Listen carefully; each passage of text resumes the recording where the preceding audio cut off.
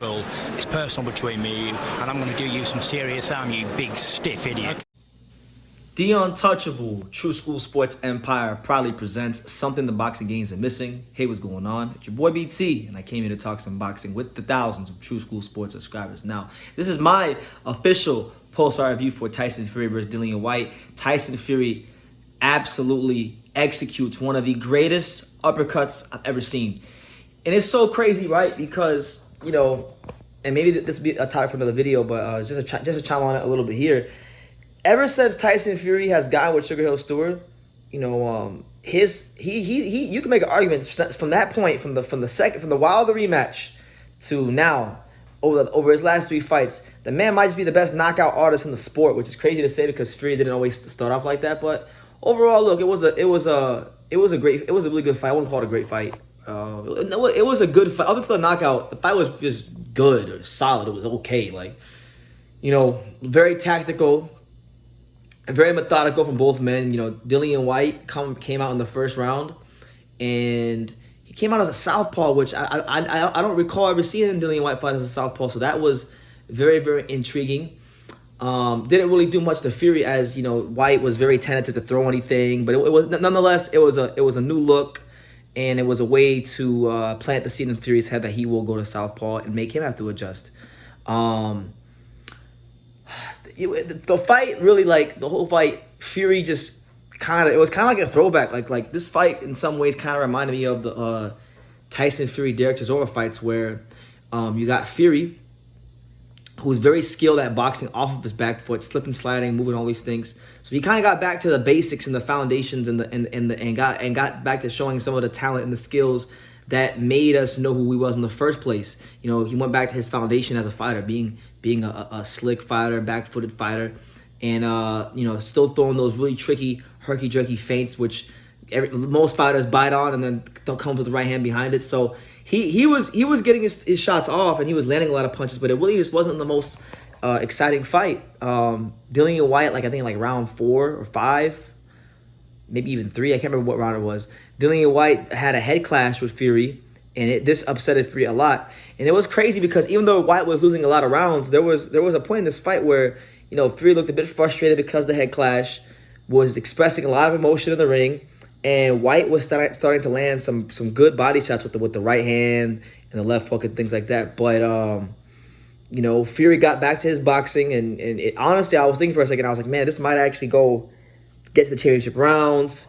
Fury might win a fight the way he used to win fights back when he was just you know, pre-Sugar Hill, pre even like Ben Davison. Actually, like more like the Ben Davison Tyson Fury, or back in the Peter Fury trained Tyson Fury.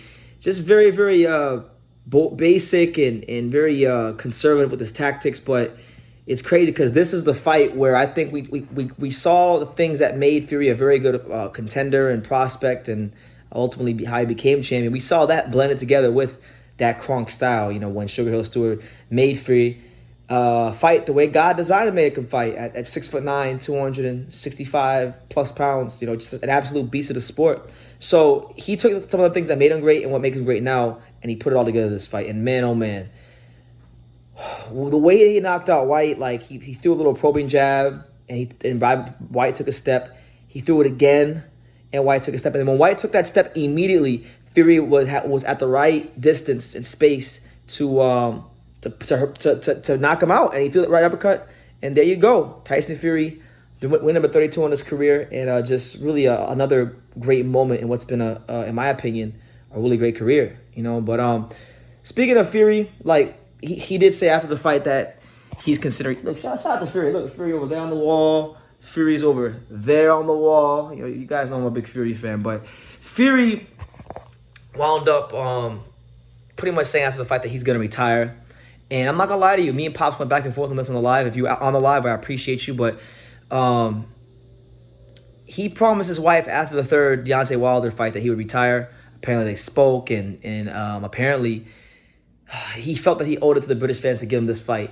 And you know, I before he said any of this, and when he was saying this during the media week, I really didn't believe him, because Tyson Fury is very bipolar, and you know, says one thing one minute, says something else the next minute. But what really kind of made me think that this may be the end form, and it's gonna sound stupid me saying this, but it was the little montage they played before he walked out. You know, it was like a whole montage of his career, and like the montage that I saw kind of reminded me of like in other sports when, you know, a great player is about to retire or a great player gets traded to another team and comes back to play his old team for the first time. They always have these nice little montages from like all their career, and that's this kind of it gave me those vibes. In my opinion, look, I know people are gonna say you gotta fight Usyk and Joshua, and you know, look, I want to see those fights as much as the next man, but from the Fury perspective, you gotta think, right? He's been lineal champion for a long time. He's been in the biggest fights that any heavyweight could possibly be in America. Made himself a name in America.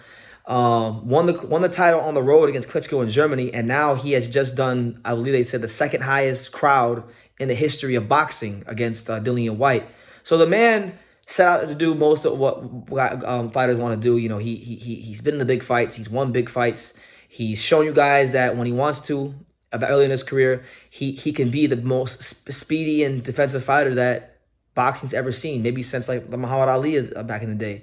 Then he showed that he can transition and become one of, if not the best knockout artist in boxing. Because with Sugar Hill Stewart, I mean, Sugar Hill Stewart really has made this man fight the way God made him to fight.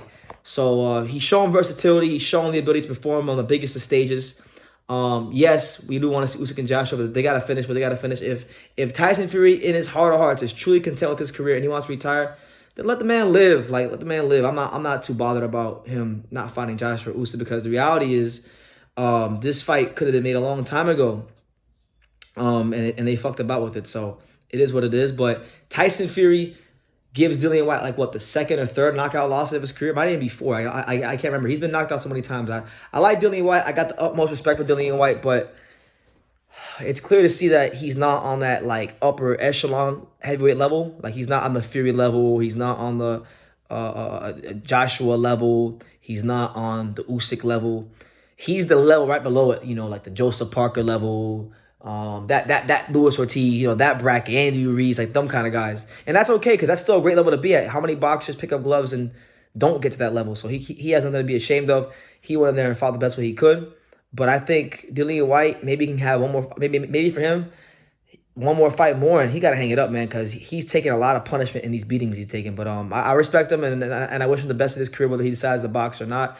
Same thing with Fury, whether he decides to box or not. I still wish him the best, because both of those men have given me here on True School Sports so many memorable nights. So you know, God bless both of them. Hopefully they both got out the ring safely, and did it. You know, for Whyte especially, hopefully he didn't suffer too much damage. But yeah, we'll talk more about this later. But man, Tyson Fury had one of the best uppercuts I've seen in my entire life. And I think boxing fans, if you don't like Tyson Fury because, you know, you think he cheated or whatever the case may be, you know, you got to put that shit to the side and just appreciate greatness while he's here. Because listen, man, to everybody out there, including the Canelo fans, like, he's the real face of boxing. This dude just put 94 asses in the seats. You know, when Canelo fought Saunders, we heard no end about how Canelo Alvarez is the biggest star in the sport because he put 73,000 in the seats, you know. And during the Super Bowl, everyone was like, yeah, you know, Canelo, he had more people at his fight than the Super Bowl. So he's the face of boxing. So let's keep that same fucking energy. Tyson Fury just put 94,000 plus asses in the seats at Wembley Stadium. True fighter, icon of the sport, one of the best to ever do it.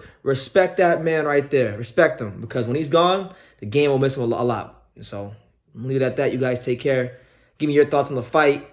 Take the time to subscribe. And like I say in every single one of these videos, you can love me or you can hate me, but I'm just a kid from Daniel. So until next time, take care, guys. Thank you for watching another video on True School Sports, the home of boxing. If you made it this far, do me a favor and do yourself a damn favor. Hit that subscribe button and surely you will not be disappointed.